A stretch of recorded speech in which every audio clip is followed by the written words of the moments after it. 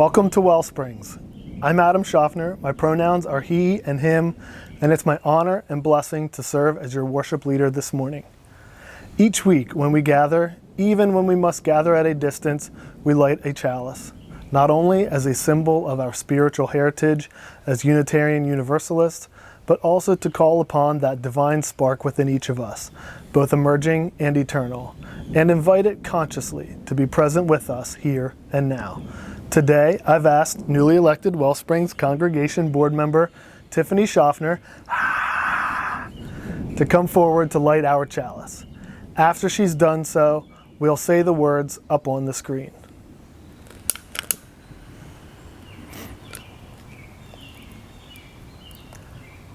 And together we say, we light our chalice to celebrate the path lit before us, the warmth of kindness that shines from within us, and the radiance of wisdom that is shared between us and never goes out.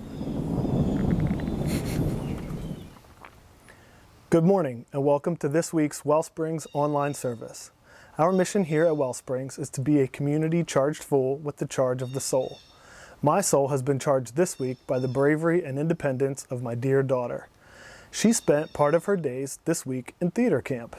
She is little, and when I was her age, I couldn't dream of having the guts to break away from my parents and spend part of my day with strangers. Ah, the plight of the middle child. But she is all firstborn, conscientious, a risk taker, reliable, but most of all, brave. She bounded out of the car that first day, a bag of snacks and water in hand without even looking back. I had to yell out to her, "Have a great day," and she said, "I will, Daddy." That got some "aww" from the staff. How could she know that she was going to have a great day? I would have been mortified and remember being the same even if I had a friend or two at the event. There was no one there she knew her first day. No one. But when I asked her, did she make any new friends? Do you know what she said? She said, "Dad, the whole group are my friends." She hasn't done theater before, but she already felt like she fit in. That was what I remember about my theater experience growing up, and she was already getting it from day one. Her bravery was also tested that first day when she had to sing for an audition. She's so small. An audition? How could they? They worked the students together, and then one by one, they had to sing alone. I asked her if she was nervous. Nope. I asked her if she was scared. Nope. Did she think she did a good job? Yep. She said she just got up in front of all those little faces and sang the song. I was delighted. She had some lofty goals after that audition of securing the top spot, which led to us having a discussion about the importance of all the roles in a show and how each character is an important contribution. And no matter what part she got, if she worked hard and gave it her best, it would be absolutely wonderful. She got 2 really fun roles and said, although she wasn't the lead, that she was going to do the best she could and be the greatest at each of them. She was so thrilled to tell her mom about the parts in the show and what other characters she would be able to act alongside. She was in it and ready for all they had for her. And that was truly on display one evening as she put on an abbreviated version of the show, playing all the parts. I've been in theater productions before. I've directed. She wasn't just being dramatic, but was taking what the counselors were showing her and applying it to her little show in a way I had not seen her do before. It was pretty enjoyable. Her mom and I made her feel safe, excited, supported. She was able to do it on her own because we provided a safe space for her to let go. We are seeing and have seen for so long that many of our fellow citizens do not get these same opportunities and do not have the same safe spaces to express themselves that white cisgender people do. Fortunately, there are organizations that provide opportunities to Black, disadvantaged youth from underserved, low-income communities. And this week has called on me to make donations to those organizations that serve these kids so that more kids can have an experience like my daughter. And why is theater so important? Studies show that engaging in imaginative activities like theater fosters increased intelligence. Seeing the world through a new perspective helps young minds imagine new worlds, new possibilities, and new ideas. Isn't that something that we want our young people to seek and explore in this world? In another 2003 study on children's participation in theater, there were especially positive effects concerning self-esteem, expression of inner voice, critical awareness, and collective empowerment. Does my baby have critical awareness? As in the awareness of interrelationships between herself and others to help her foster understanding. Have we helped to affect all of this by enrolling her in a short theater camp? As the days progressed, it looked like we had. She was taking more in, learning lines, understanding the roles, realizing what it was to be a supportive cast member, creating imaginative voices and having fun.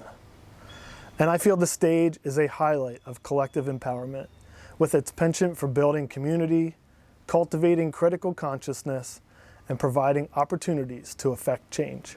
Okay, that's definitely possible. And even though that may be stretching it a bit for a tiny human, but honestly, that is what I want for all kids. As these thrilling theater days went by for my budding actress, she hopped out of the car with more and more zest, and when I picked her up, she said it was more fun than the day before, just like we promised. It's fun to her, but as I've explained, theater for little kids, brave little kids, is so much more. They just may not know it yet. So take a lesson from her. Let your guard down, but keep your mask up, jump in, and trust those who drive and support your bravery. So, even though our community is gathering virtually right now, there are lots of ways to get connected and stay in touch with us throughout the week. You can find phone numbers and email addresses for our staff and ministers, along with a ton of other information about us on our website at www.wellspringsuu.org. You can connect with us on social media too. Search WellSprings Congregation on Facebook or WellSprings Oasis to find our private Facebook group. On Twitter, you can find us at WellSpringsUU, and on Instagram, we are at WellSprings Congregation. There's a link in the video description you can click on to sign up for our weekly email newsletter. That's a great way to make sure that you never miss any of our online offerings, like meditation and drop-in hours with our ministers. Oh, and programming for kids. For example, our Youth Bridge ministry just hosted another game night this past Saturday. Don't want your teen to miss the next one? Keep an eye on Realm for our next teen gathering coming to you in July. It goes without saying anytime, but especially in these strange and difficult times, please reach out to us when you need us, anywhere, anytime. And I have just one more small ask. If you've joined us on a Sunday, you might notice some surprise guests passing the hat each week. We'd love to see you in the mix. It's easy. Just record yourself taking a hat from off screen and put a little something inside and then pass it off to the other side. Send yours anytime to videos, videos, at wellspringsuu.org. At WellSprings, the foundation of everything we do is found in the power of connection, making space in our hearts and our lives for each other. This is the part of our service where we honor that connection by greeting one another. Now, we may not be able to hug and shake hands, but there are plenty of ways to greet other Wellspringers for a few moments. If you're watching this live on Sunday at 10, you can type a greeting into the chat window on the side of your screen. Maybe drop into the WellSprings Oasis group on Facebook with a greeting, or snap and share a photo of yourself watching at home. Have you left someone on read lately? Take the time now to get back to them. I'm sure there is someone in your life who would benefit from hearing from you right now. Take a few moments now to greet someone. I'm going to spend some time texting my mom to make sure she is staying safe and hydrated on this really warm day.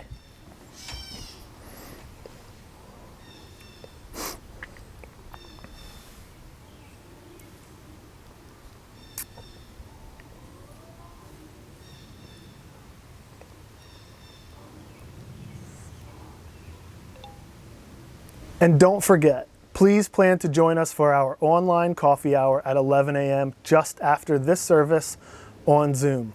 The link for that is also in the video description below. Thank you for sharing all those warm greetings. I know my mom appreciated it. I invite you now into our time of generosity, a time to reflect upon and to express our gratitude for the role WellSprings plays in our own lives and in the wider world. Now, more than ever, if you feel the value of our community in these times, we hope you'll share a gift with us. If you have a smartphone handy, you can pick it up and text WSPRINGS to 73256. You'll get a link that'll help you complete a gift online. There's also a link to give online in the video description below. Donations to WellSprings help to support our 6 core ministries and their volunteer teams. This includes our caring team, a way for WellSpringers to provide compassionate presence to others through all of life's milestones, and the Justice Works team, who endeavor to spread love and compassion that impacts lives and promotes justice within our local and global communities. We can't thank you enough for your support in these times. During this time of generosity, please enjoy this original piano piece, Moon Song, by my daughter, as our offering is gratefully received.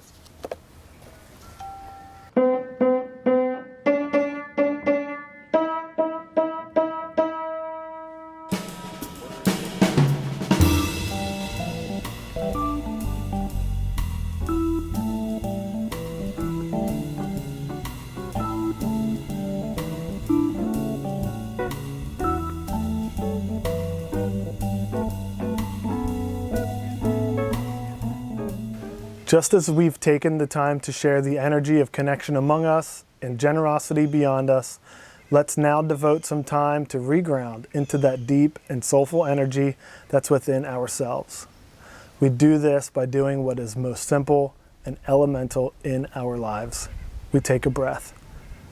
We inhale and exhale without rush or hurry. We breathe in and then we breathe out. There's nowhere else to go, nowhere else to be, and nothing else to do than to be here together now. We follow these words from Thich Nhat Hanh into our time of mindful silence. If we want to enter heaven on earth, we need only one conscious step and one conscious breath. Let us cultivate peace and experience presence together in this quiet time together.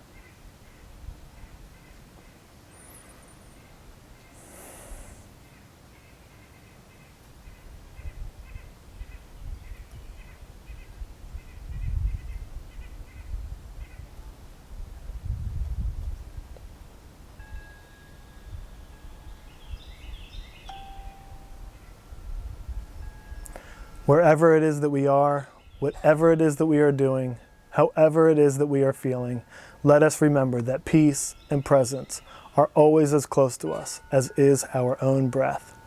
May this be so for you this moment. May it be so for you this day. May it be so for you in the days to come. May it be so for all of us.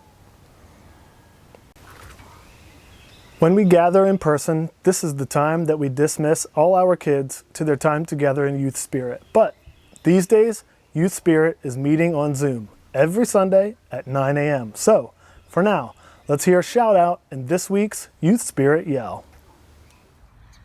Hi Youth Spirit, this is Barb Sturcelli from the Heartworks group over here at WellSprings.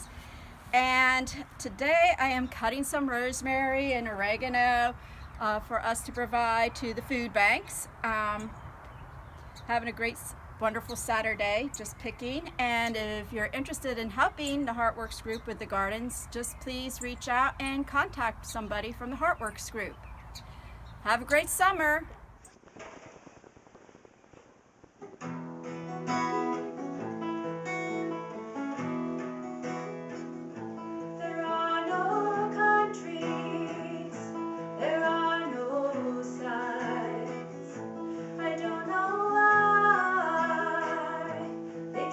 These lines.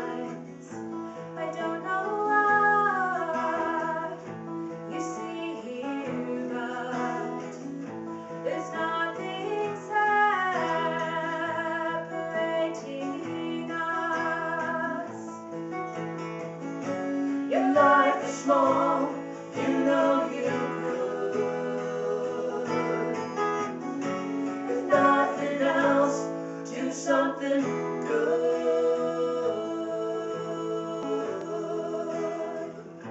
Don't tell me why it won't make sense. Please don't tell me who God is. See, I was hoping that I could tell. Maybe I'd find it for myself.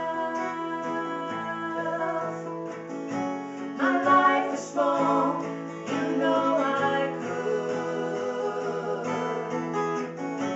If nothing else, do something good.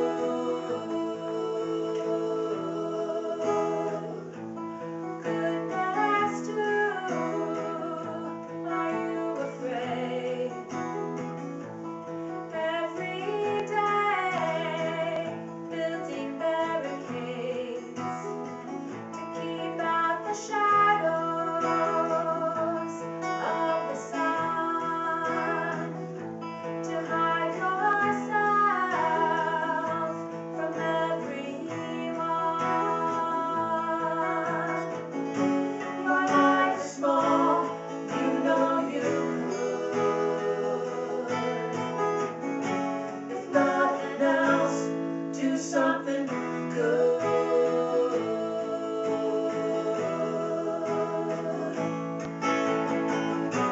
Imaginary reasons why flood the ache, the fear inside. I know it hurts a little bit, but aren't you still in love with it?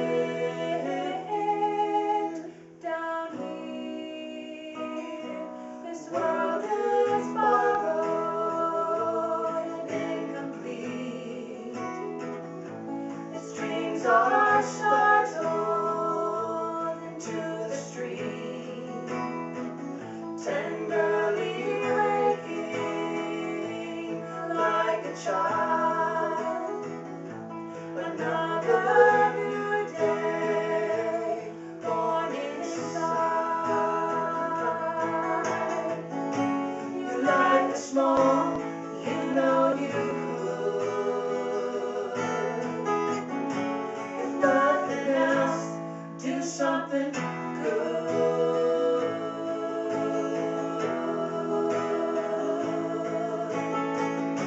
Your life is small, you know you could. If nothing else, do something good.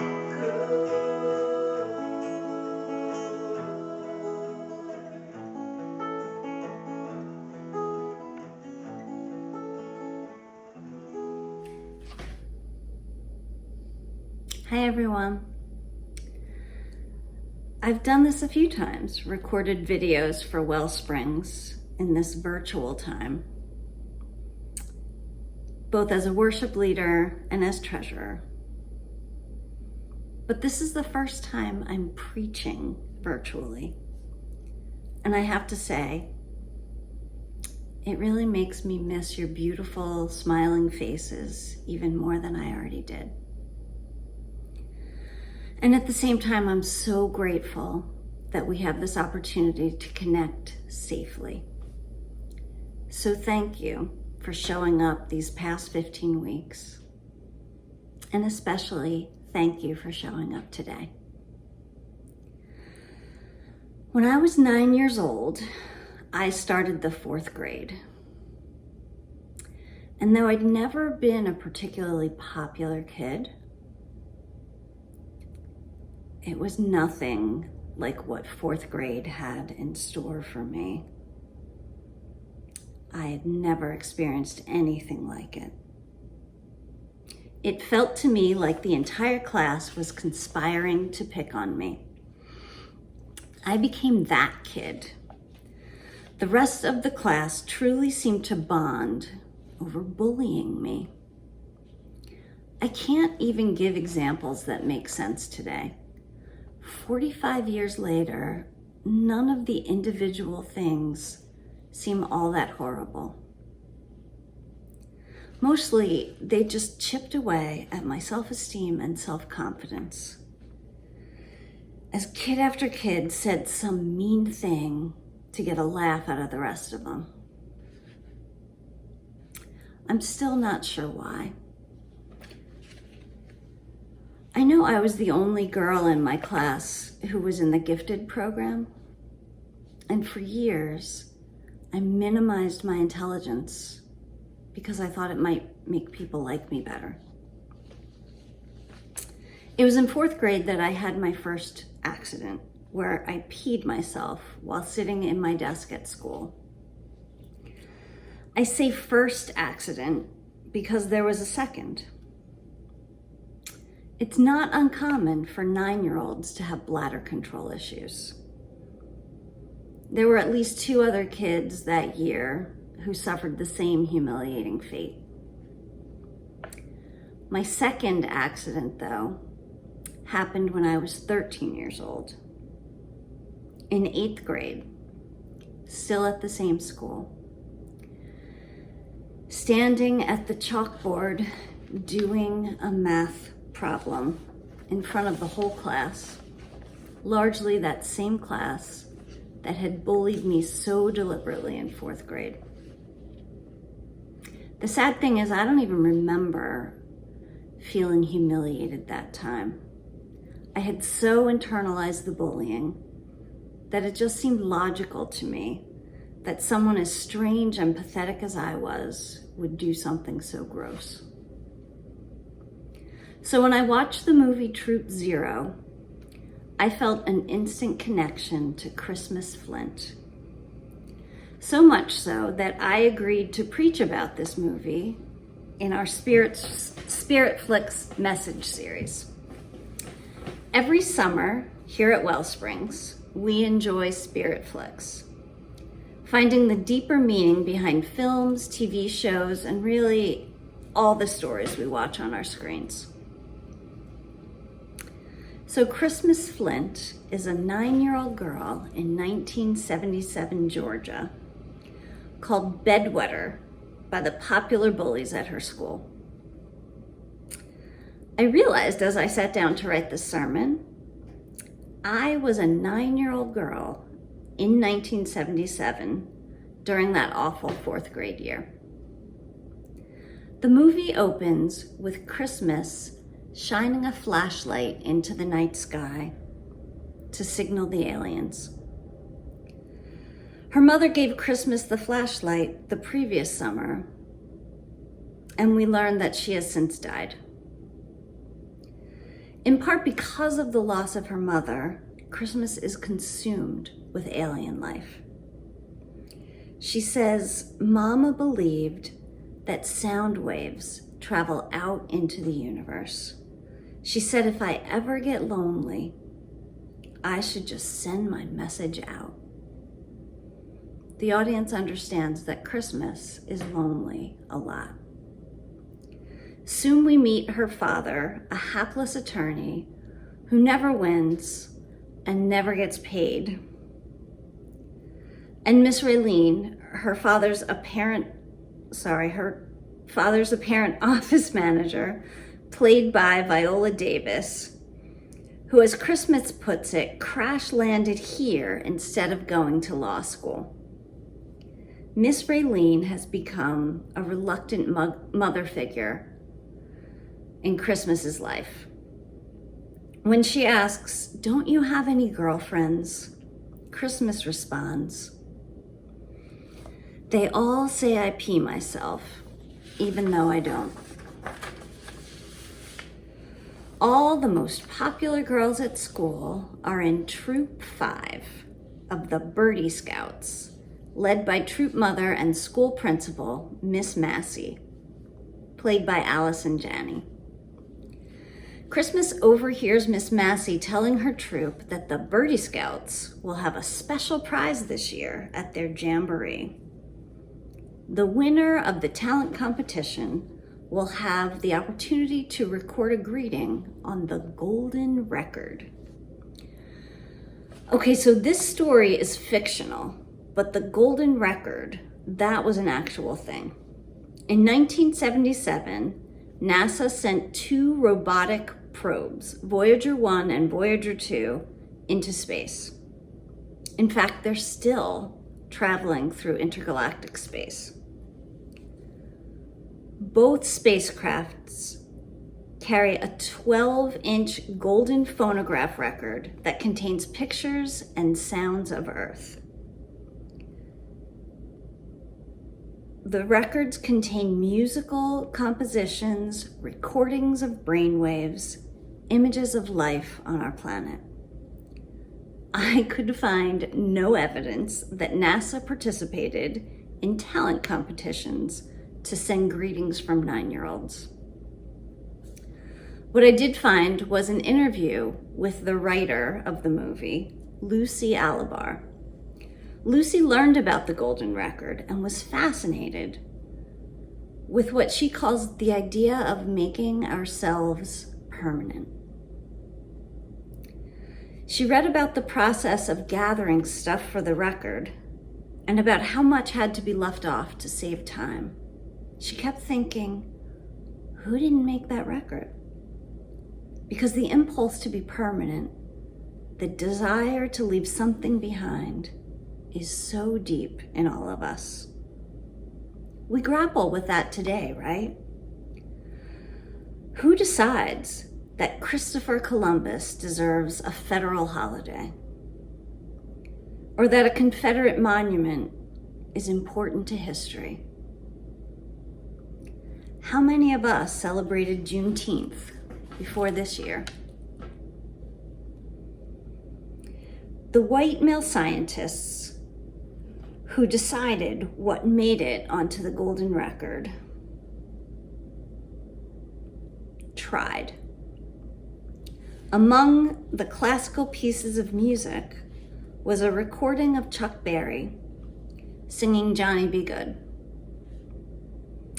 When some claimed that rock music was far too adolescent for the golden record, Carl Sagan, the committee chair, replied, "There are a lot of adolescents on the planet."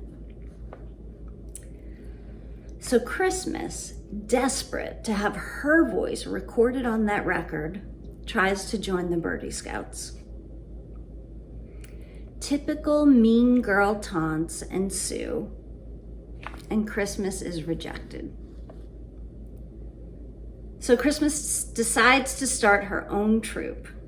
She enlists Miss Raylene as troupe mother and convinces every misfit in Wiggly, Georgia to join her troupe. Troop 0. Because apparently all the other numbers were taken. The plot is honestly pretty predictable from here. But there is something so heartwarming about the story being told from the perspective of this eternally positive and hopeful little girl. And that's not an accident. The writer, directors, yes, there are 2, producers, and the majority of the production crew for Troop 0 are female. One of the directors explained why this story needed to be told. She said, "When we were reading the script, we realized that there's never been a girl adventure film where it's a group of girls that go on an adventure to achieve something greater than themselves by working together, not because of boys, but because they want to be greater than themselves." There are some twists in the movie. I won't spoil them, but it's probably not much of a spoiler to tell you that the girls and one dance-loving boy who make up Troop 0 grow closer to one another and more confident in themselves by the end of the movie. On the surface, Troop 0 has a simple message. Be yourself. Or as the directors put it, let your freak flag fly. It's hardly a new theme. Maya Angelou once wrote, "If you're always trying to be normal, you'll never know how amazing you can be." I could end my sermon there, but I think there is more that we can take away from this movie. Scratch the surface and you'll see that Troop Zero is also a reflection on how the systems we build conspire to keep us from truly being ourselves and embracing each other. When Christmas asks the Troop 5 ringleader, "Why are you all so mean to me?" Piper replies, "I don't know, just feels right. I'm at the top and you're at the bottom." When the bullies stuff Christmas into a locker, Miss Massey tells her, "When we get put into a locker, it's because one way or the other, we got ourselves in there. Understand?" There's talk of Birdie Scouts having a strict quality code. And someone even says young ladies are here on this earth to create beauty wherever they set their feet. When Miss Raylene confronts Miss Massey on her nastiness, she says, "Life gets easier if you don't want so much. What kind of world would it be if every homely, strange little girl thought she could go out and do whatever she wanted? What kind of world would it be if every homely, strange little girl thought she could go out and do whatever she wanted?" Children aren't born being bullies. It's a learned behavior. And you don't have to look too far to see that it's not just 9-year-olds who reject differentness. This movie actually received some criticism for the way it portrays racism in 1977 Georgia. Actually, it's more accurate to say it doesn't portray racism. It completely ignores it.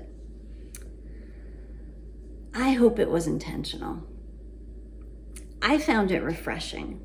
In the midst of a lesson about standing your ground and embracing your uniqueness, to show a world where racism isn't a systemic way of holding people down. But I'm a white girl who identifies strongly with the little white girl portrayed in this movie. I think it particularly spoke to me because so much of the production staff was female. I picked this movie to preach about on May 22nd. 3 days later, George Floyd was killed in Minneapolis by a police officer kneeling on his neck. I thought for a while about choosing another movie, one more relevant to this moment in time. But the more I thought about it, the more I realized that no one needs to hear me preach about what it means to be Black. Honestly, I don't think I can even authentically preach about being an ally. I have so much more to learn. After the police officers involved in George Floyd's death were arrested, I found myself thinking, great, the protests worked. They got what they wanted. Time to stop protesting and get back to normal. I am not proud of that reaction, but I'm glad I kept listening. So much more needs to change. I watched the movie I Am Not Your Negro, the one Reverend Ken preached about last week. And I was struck by the words of James Baldwin from decades ago. He could be saying the same things today. So little has changed. It is a step in the right direction that arrests are being made and charges are being filed. I'm also noticing that friends of mine are speaking out against racism. Friends who I thought were more likely to say all lives matter. I can recognize progress without accepting that it's enough. Similarly, I was happy with the Supreme Court decisions last week. One forbade businesses from firing workers based on their sexual orientation or gender identity. The other stopped the Trump administration's efforts to end DACA, a program that protects undocumented immigrants who are brought to the United States as children. These rulings are progress.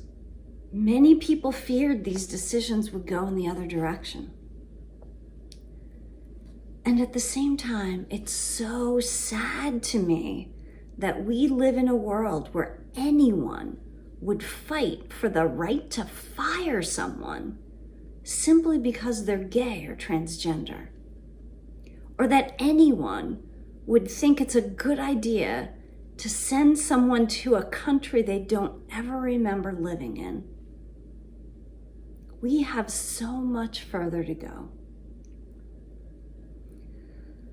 I do not have the answers. The best I can do is pay attention. Listen to the ideas of the people most affected by our flawed systems. Maybe by seeking out writers and directors who are Black, brown, gay, transgender, different from me. And maybe by pointing others in their direction too. Near the end of the movie, Christmas Flint pees herself on the stage of the Jamboree.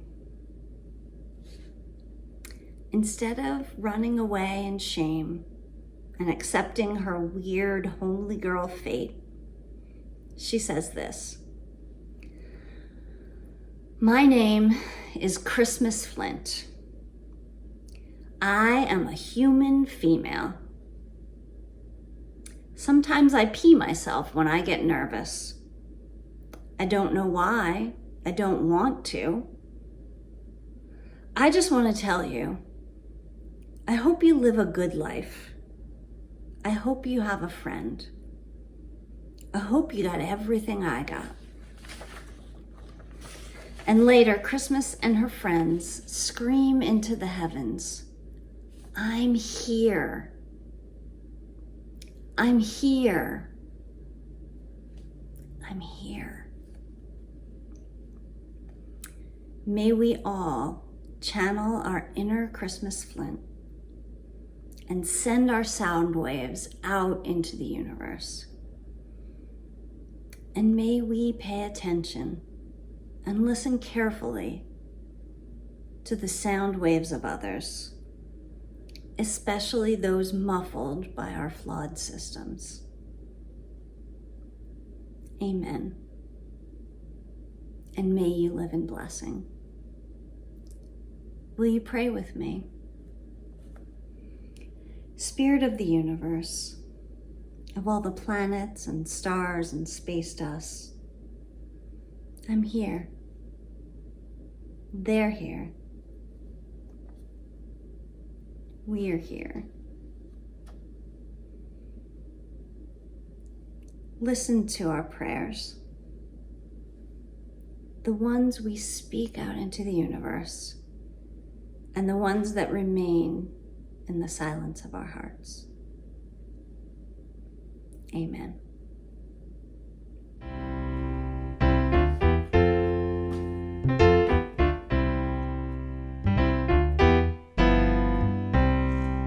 Sometimes in our life, we all have pain, we all have sorrow, but if we are wise, we know that there's always tomorrow. We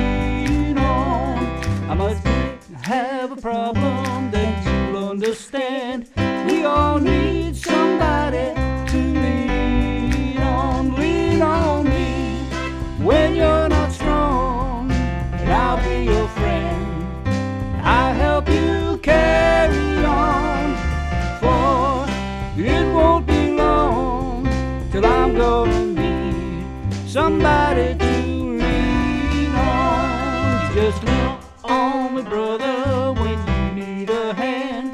We all need somebody to lean on. You just might have a problem that you'll understand. We all need somebody to lean on. If there is a load that you have to bear, that you can't carry, I'm right up the road and I'll share your load. If you just call me if you need a friend. Call me if you need a friend. You can just call me. Said call me.